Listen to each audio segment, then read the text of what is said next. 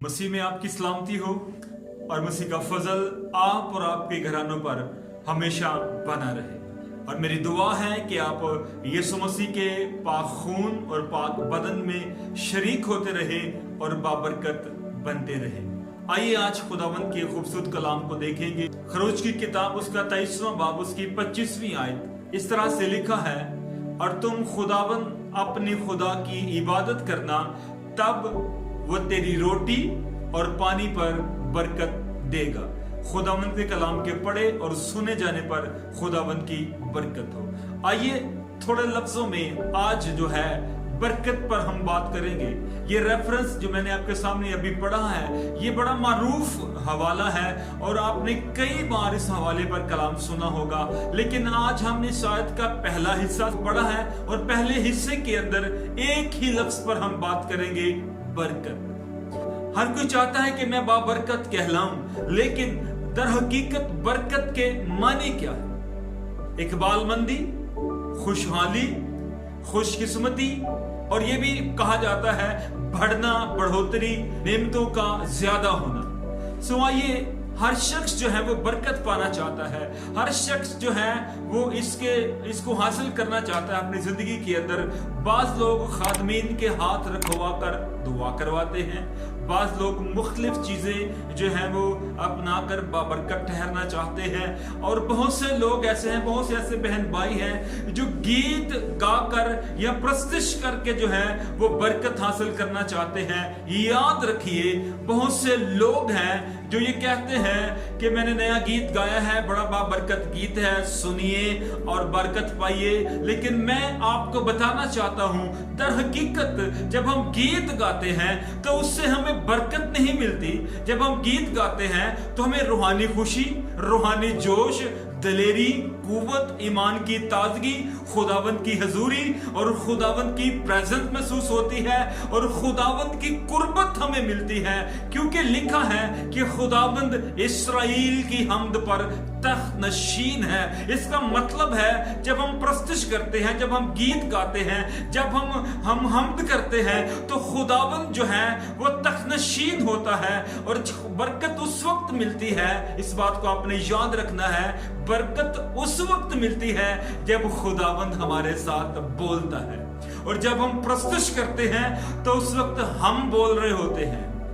उस वक्त हम अपनी जुबान से जो है वो खुदा के साथ मुखातिब होते हैं, और हम खुदा के बर्रे की प्रस्तुत कर रहे होते हैं, खुदावंद के नाम की बढ़ोतरी कर रहे होते हैं, और खुदावंद सुन रहा होता है। और खुदावंद जब हमारी प्रस्तुत पर तख्तनशीन होता है तो मेरी बहनों, मेरे भाइयों, उस वक्त जो है बरकत का सिलसिला शुरू होता है। याद रखिए, बरकत पाने के लिए बड़ी जद्दोजहद करनी पड़ती है। शायद किसी की दिल आजारी ना हो तो मैं बात कहना चाहता हूं, शायद हम समझते हैं कि हम बेड पर लेटे हुए हैं, हमने गीत लगाए हुए हैं और हमें बरकत मिल रही है। शायद हम ये समझते हैं हमने हैंड फ्री लगाए हैं, साथ गीत सुन रहे हैं और अपना काम भी कर रहे हैं, तो हम बरकत पा रहे हैं। उस वक्त हम बरकत नहीं पा रहे, बल्कि हम रूहानी जोश से भर रहे हैं। हम गीतों के वसीला से, जो गवाहियां गीतों के अंदर हैं, जो शायरी है, जो शीली, उससे हम भर रहे हैं। लेकिन याद रखें, बरकत उस वक्त मिलती है जब लश्करों का खुदा हमारे साथ हम कलाम होता है। Praise the Lord. जब खुदावंद अब्राहम के साथ हम कलाम हुआ, कहा तेरा नाम क्या है? कहा अब्राम। तो कहा आज से तेरा नाम अब्राहम होगा। यह है बरकत। और याकूब ने जब जद्दोजहद की बरकत हासिल करने के लिए, और जब खुदा याकूब से बोला तो कहा तेरा नाम क्या है? कहा मेरा नाम याकूब है। और कहा आज से तेरा नाम याकूब नहीं बल्कि इस्राएल होगा। हालेलुया। यह है बरकत। इसे किसे कहते हैं? बरकत। हम शायद गलत कॉन्सेप्ट के अंदर हैं, और इसके पीछे बड़ी तवज्जो है, बड़ी मेहनत है, बड़ी जद्दोजहद है, तब जाकर जो है वो बरकत जो है इनको मिली है।